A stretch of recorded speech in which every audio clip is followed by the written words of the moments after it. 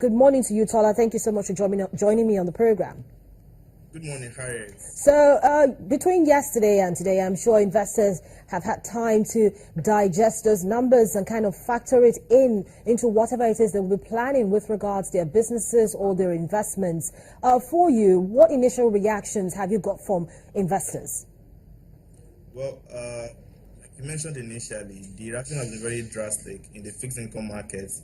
We have seen a sharp repricing of instruments in line with expectation of probably tighter monetary policy in the future against the backdrop of the higher inflation rates. And also, investors also pricing in the fact that their real return on investment is declining. So they need to seek greater premium, in terms of that. So basically, in the fixed income markets, both the treasuries and the bond markets, we saw yield spiking up. Between the short and the longer tenured instruments in the T-bills market, we saw about 3 basis points increase in rates there. For the fixed income market as well, we saw some sharp, increase in the yields in the market as well. So basically, investors are already pricing in the higher inflation rates and already anticipating tighter monetary policy in the future. So that's for yields and that's for rates. What about for lending? Will this also affect the capability of DMBs, for instance, for on-lending to any sector of the economy, particularly the SMEs? Yeah, basically, when you see market rates increasing, that definitely impacts the credit market as well. You will soon see banks trying to also reprice some of their, lending rates to customers, in terms of trying to price in the higher, opportunity cost of lending, which is the benchmark interest rate associated with the market rates in the fixed income market. So definitely that would affect the market, although we haven't seen the reaction, filtering into the system yet. Until we start getting data on the prime lending rate and the maximum lending rates for the months of April and probably May, there will be some lag effects. Then we start trying to look at the impact in the credit market.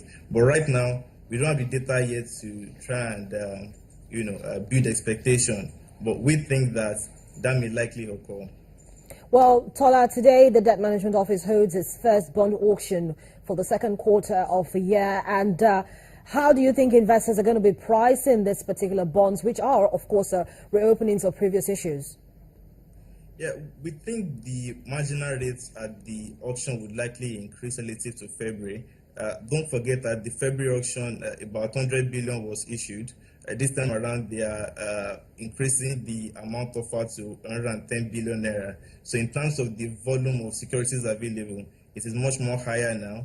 In terms of the risk environment, it is probably much more risky now than it was in February. In terms of inflation rate, that has gone up. In terms of monetary policy, the Central Bank has turned hawkish at the last MPC meeting, which was before the bond auction in February. So when you consider all this, rather in March, so when you consider all these factors, you find out that the environment, surrounding the fixed income market has changed dramatically between March and April. So we expect to see some marginal increase at the fixed at the auction that will be occurring today. When you also compare the current market rates for the instrument that will be issued, you will discover that the market rates for those instruments are higher than the marginal rate that those instruments were issued at the last auction. So that's an indication, a leading one, that the auction that will be carried out today will come at a probably a slightly higher rates. Well, thank you so much, Tola, for sharing your thoughts with us. Of course, we're going to keep our eye on those numbers and on the fixed income market as well. Tola Abimbola is an investment analyst with Afrinveset.